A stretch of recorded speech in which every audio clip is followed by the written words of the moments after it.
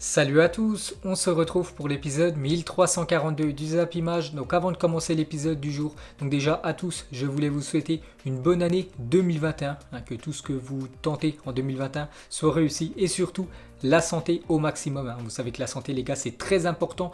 Donc depuis une semaine les gars j'ai sorti aucune vidéo parce qu'en fait j'ai eu quelques problèmes de santé. Donc j'ai donné de mes nouvelles les gars sur mes réseaux sociaux dont Instagram. Donc merci déjà à tous ceux qui ont pris des nouvelles les gars. Il y a beaucoup de commentaires les gars. Donc il y en a beaucoup qui m'ont demandé voilà ce que j'avais. Donc voilà, j'étais à l'hôpital depuis une semaine, j'ai dû me faire opérer d'urgence parce que voilà j'avais quelques soucis de santé. Donc là ça va bien mieux les gars. Donc merci à tous d'avoir été on peut dire présent avec tous vos messages les gars d'encouragement. Bien sûr j'ai pu répondre, enfin j'ai répondu à quelques messages mais je les ai quasiment tous lus. Donc merci à vous tous. Donc on reprend les gars voilà les vidéos parce que là ça va pour moi mieux les gars ma santé, donc je peux reprendre bien sûr ces vidéos. Pourquoi j'ai voulu reprendre aujourd'hui? Parce qu'aujourd'hui les gars c'est mon anniversaire, je suis né le 4 janvier, donc on est le 4 janvier, donc voilà les gars on reprend aujourd'hui. Donc on commence tout d'abord avec quelques anniversaires. Donc il y a le mien bien sûr aujourd'hui, je fais 31 ans et la même chose pour un joueur du Real Madrid, il est né le même jour que moi, c'est Toni Kroos, lui aussi qui fête aujourd'hui ses 31 ans. Bon anniversaire au milieu allemand. Il y a aussi le milieu de l'équipe de Liverpool, James Milner, qui fête aujourd'hui ses 35 ans. Bon anniversaire à lui. Aussi le défenseur espagnol du RB Leipzig, Angelino, lui qui fête aujourd'hui ses 24 ans. Et pour finir, un jeune joueur qu'on va entendre beaucoup parler dans les années futures, c'est Max Aaron, un défenseur de l'équipe de Norwich, les gars. Un jeune anglais qui fête aujourd'hui ses 21 ans.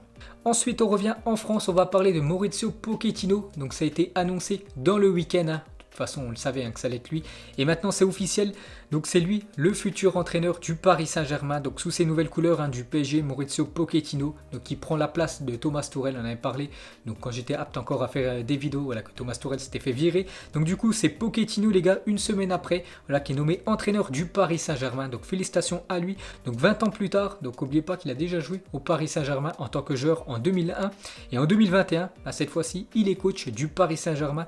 Maurizio Pochettino, l'ancien coach de Tottenham, il a dit: je suis extrêmement heureux et honoré de devenir le nouvel entraîneur du Paris Saint-Germain. Cette équipe a un potentiel fantastique et je vais tout faire avec mon staff pour optimiser les résultats. Donc voilà la première déclaration de Pochettino sous ses nouvelles couleurs du PSG. En gros, il veut tout remporter. Donc déjà, essayer de tout remporter comme d'habitude sur le territoire français. Essayer de remporter cette Ligue des Champions. On continue toujours avec le nouveau coach du PSG. On peut voir qu'il fait la une aujourd'hui du journal L'équipe. C'est marqué la prise en main.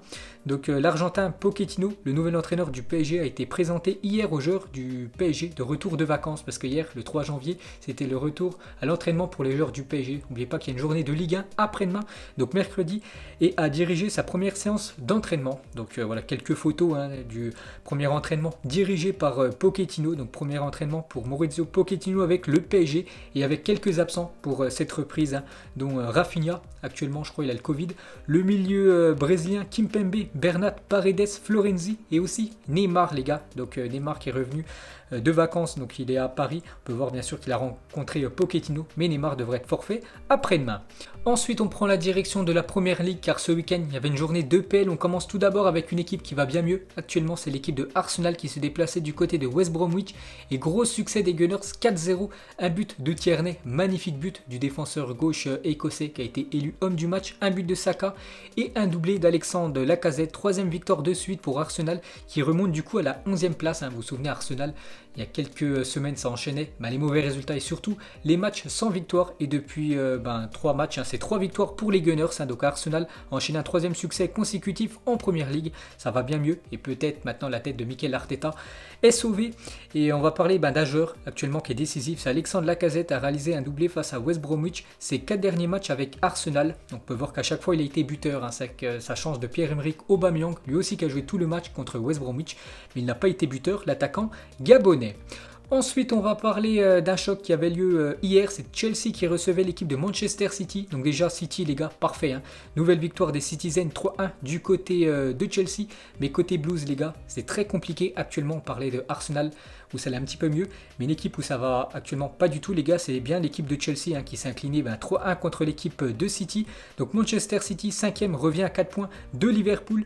Donc on revient sur Chelsea, la très mauvaise série de Chelsea actuellement. Regardez les derniers matchs, 6 matchs, seulement une victoire pour l'équipe de Frank Lampard. Donc 6 matchs, seulement 4 points pris sur 24 possibles. N'oubliez pas qu'ils ont quand même recruté des très grands joueurs, enfin surtout ils ont dépensé beaucoup d'argent lors du dernier mercato hivernal.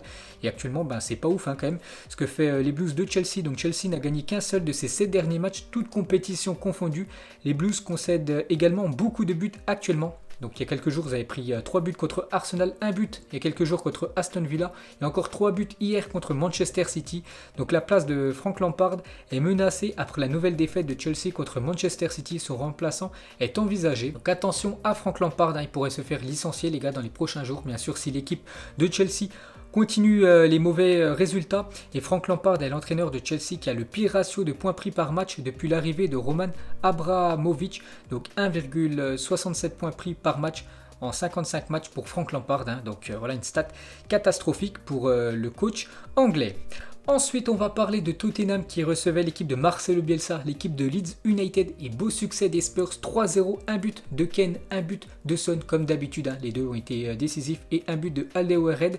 Donc Harry Kane et Hugminson se sont délivrés 13 passes décisives cumulées l'un pour l'autre cette saison en Première Ligue. Jamais aucun duo n'avait réalisé une telle performance dans l'histoire de la Première Ligue. C'est la première fois dans le championnat anglais que deux joueurs les gars se font 13 passes D, donc voilà pour l'autre tout simplement. Donc c'est la première fois que ça arrive. Donc pour vous dire qu'actuellement le duo Harry Kane-Hugminson c'est le meilleur duo d'Europe, toujours avec Harry Kane donc il vient de délivrer sa 11e passe décisive de la saison en PL, donc c'est stats, donc 11 passes D, 10 buts quand même pour l'attaquant anglais. Et côté Hugminson les gars, donc ce week-end il a inscrit son 100e but avec l'équipe de Tottenham, donc en tout 253 matchs, 100 buts et 55 passes D pour l'attaquant coréen. Ensuite, Newcastle recevait l'équipe de Leicester et c'est l'équipe de Leicester qui est venue s'imposer 2-1 du côté de Newcastle. Donc du coup, Leicester remonte à la 3e position de ce championnat anglais. On va parler actuellement du dauphin de l'équipe de Liverpool. C'est Manchester United qui s'est imposé 2-1 contre Aston Villa. A noter que Martial a été buteur, aussi un but sur penalty comme d'habitude du milieu portugais Bruno Fernandes. Et David De Gea est devenu ce week-end le 5e joueur de l'histoire à avoir disputé le plus de matchs avec Manchester United.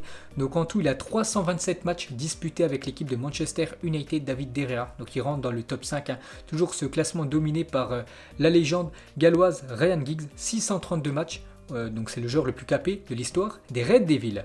Ensuite, toujours avec la Première Ligue, donc terrible record pour Sheffield United qui ne compte toujours aucune victoire en Première Ligue après 17 journées.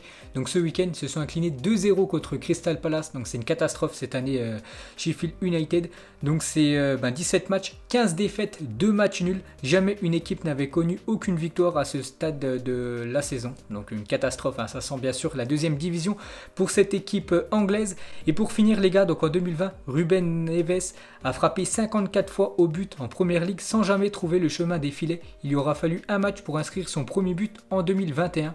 Adama savait déjà, donc c'était lors du match bien sûr entre l'équipe de Brighton et l'équipe de Wolverhampton 3 partout et le milieu portugais a marqué un but sur pénalty alors qu'en 2020 les gars il a tenté 54 fois des frappes, aucun but et là une frappe, un but pour le milieu portugais.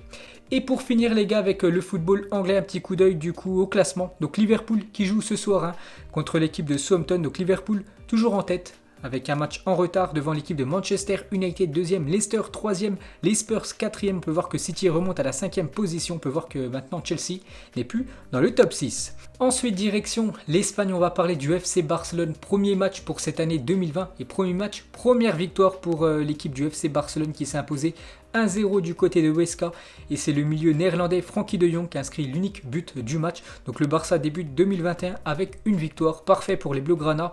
Et hier c'était le 500e match de Léo Messi en Liga hier soir et ses stats, donc 500 matchs disputés, 451 buts inscrits, 184 passes décisives pour Lionel Messi en Liga. Et pour finir sur le match hier, on va parler de Ousmane Dembélé, a été flashé à plus de 31,8 km à l'heure hier soir face à l'équipe espagnole de Huesca. Et pour finir les gars avec le FC Barcelone, donc une info qui date quand même depuis quelques jours, mais on n'a toujours pas parlé bien sûr. Donc Philippe Coutinho sera absent environ 3 mois après avoir été opéré du genou, annonce le FC Barcelone. Et ça c'est un gros coup dur pour le Barça. Donc bien sûr il est forfait pour les matchs de Ligue des Champions, le match aller et le match retour contre l'équipe du Paris Saint-Germain, Philippe Coutinho. Donc bon rétablissement à lui. Ensuite, on va parler du Real Madrid qui jouait samedi contre l'équipe du Celta Vigo et beau succès du Real Madrid 2-0, un but de Lucas Vazquez et un but de Marco Asensio. Le Real Madrid est provisoirement leader de la Liga et toujours avec le Real Madrid n'a jamais perdu un match de Liga. Quand Ferland Mendy était titulaire, le latéral gauche français a été titularisé 30 fois en Liga. C'était la 30e fois qu'il était titulaire en Liga ce week-end. Et bien sûr, le Real Madrid n'a jamais perdu. Et pour finir avec le championnat espagnol, donc du coup l'Atlético qui s'est imposé hier contre l'équipe de Alaves. Donc du coup l'Atlético repasse devant le Real Madrid. Donc l'Atlético s'est imposé 2-1. Donc un but de Luis Suarez à la 90e minute. Et l'Atlético enchaîne les victoires. Les Colchoneros n'ont été battus que 2 fois cette saison. Donc une grosse défaite, 4-0 en Ligue des Champions contre l'équipe du Bayern et 2-0 contre le Real Madrid. Sinon c'est beaucoup de victoires pour l'équipe de Madrid. Donc actuellement leader de la Liga. Seulement 6 buts encaissés pour cette équipe espagnole. Et pour finir avec la Liga, donc on revient sur les 3 grosses équipes espagnoles, donc les 2 équipes de Madrid et l'équipe du Barça. Donc c'est les 3 équipes qui ont récupéré le plus d'argent pour les droits télé pour la dernière saison. Donc le Barça a récupéré plus de 165 millions d'euros, le Real Madrid 156 millions d'euros et l'Atlético Madrid plus de 124 millions d'euros récupérés pour les droits télé. Ensuite, on prend la direction de l'Italie. On commence avec le premier match de la Juventus pour cette nouvelle année 2021. Donc la Juventus recevait l'équipe de Udinese et gros succès de la Juventus 4-1. A noter que Cristiano Ronaldo a été ultra décisif dans ce match vu qu'il inscrit un doublé et une passe D pour l'attaquant portugais.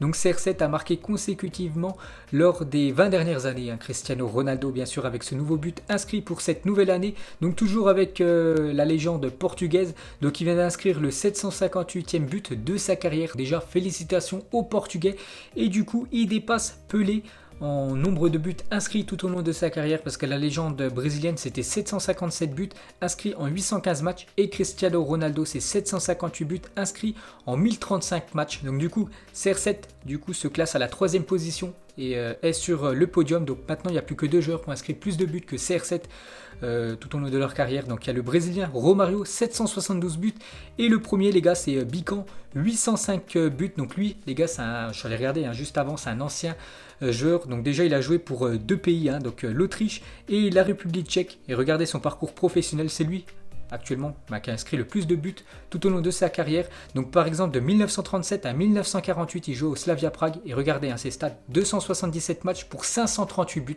Donc bien sûr c'était en 1937, donc il y a quand même plus de 90 ans. Donc c'est toujours lui le détenteur du record. Donc peut-être Cristiano Ronaldo les gars dans les futurs mois, peut-être futures années pourrait battre ce record.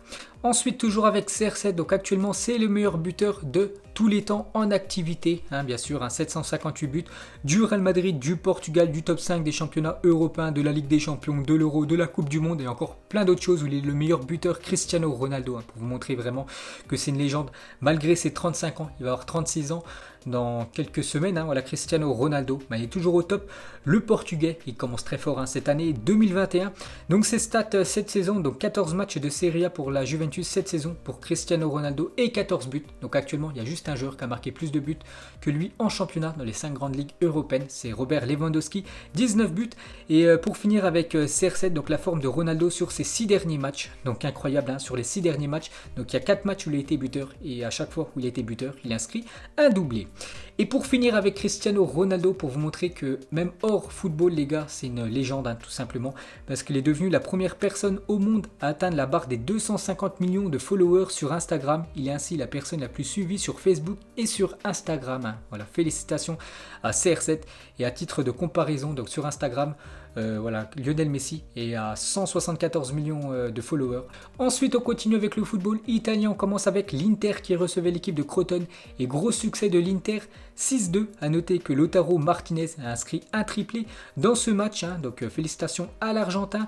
On peut voir aussi la belle victoire de l'AC Milan, 2-0 du côté de Benevento. Kessié et Raphaël Leao ont été buteurs. La belle victoire aussi de l'AS Roma 1-0 contre la Sampdoria de Gênes. La belle victoire de l'Atalanta Bergame 5-1 contre Sassuolo. Et pour finir, la belle victoire de Naples 4-1 du côté de Cagliari. Et du coup, un petit coup d'œil au classement de cette Serie A. Toujours l'AC Milan devant l'Inter. Et en troisième position, l'AS Roma. Et pour finir avec ce tour d'Europe, des résultats, on termine comme d'habitude avec le championnat allemand. Et on va parler du Bayern Munich qui recevait l'équipe de Mayence. Et le Bayern Munich s'est fait très peur. Ils étaient menés 2-0. Et comme d'habitude, vraiment, voilà, le rouleau compresseur s'est mis en route. Et après, ils ont écrasé cette équipe de Mayence. Parce que, comme je l'ai dit, ils perdaient 2-0. Et ils ont marqué ensuite 5 buts. Ils ont gagné le match 5-2, les gars. Donc Kimmich, Sané, Süle et un doublé de Robert Lewandowski. Donc tous ces joueurs ont permis au Bayern Munich de s'imposer. Et voilà, de prendre les 3 points. Donc gros succès quand même du Bayern Munich. Donc on revient sur Lewandowski en Bundesliga sur la saison 2020-2021. Encore des buts pour lui. Donc il a inscrit ses 18e et 19e buts cette saison en Bundesliga. Donc ses stats, c'est 13 matchs et déjà 19 buts pour lui, 5 passes D.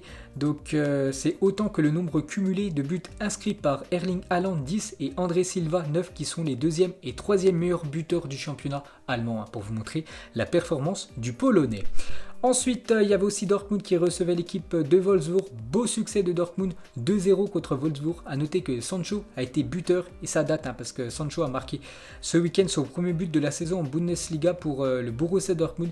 Il met fin à une série de 16 matchs en championnat sans but pour l'attaquant anglais. On peut voir aussi la belle victoire de Leipzig 1-0 du côté de Stuttgart. Et comme d'habitude les gars, Schalke 04. Nouveau match du championnat allemand, nouvelle défaite pour le club allemand qui s'est incliné 3-0 du côté du Hertha Berlin. Donc on peut voir le classement de ce championnat allemand toujours dominé par le Bayern, le RB Leipzig 2e et Leverkusen 3e. Ensuite, les week-ends se suivent et se ressemblent pour Ander Vergang, le jeune Danois les gars, qui a encore fait un fut champion. Parfait parce que il a encore fait 30-0 et c'est le 12e fut champion d'affilée sans la moindre défaite pour lui. Donc ses stats, 360 matchs, 360 victoires pour ce jeune, n'oubliez pas, qui a seulement 14 ans. Ensuite, regardez le top 10 des maillots les plus vendus en France au deuxième semestre 2020. Et on peut voir que c'est toujours le maillot du Paris Saint-Germain qui se vend le plus en France. Donc le Paris Saint-Germain devant l'équipe de Marseille. Le maillot marseillais se vend très bien. Liverpool aussi, le premier maillot étranger. Qui se vend le mieux en France. On peut voir que la Juventus 4e, certainement en grande partie grâce à CR7 et le 5e, le FC Barcelone. Et pour finir les gars, ce Zap Image, donc vous êtes né lors de la victoire de quel club en Ligue des Champions? Donc moi j'ai dit aujourd'hui les gars c'est mon anniversaire, donc je suis né le 4 janvier 1990 et c'était l'AC Milan qui avait remporté cette Ligue des Champions 1990. Donc vous mettrez en commentaire donc vous êtes né quelle année et lors de cette quelle année quelle équipe avait remporté la LDC. Donc voilà les gars la fin de ce Zap Image 1342. Donc j'espère que ça vous a plu les gars. J'espère vous retrouver bien sûr demain pour le prochain épisode. Ciao à tous.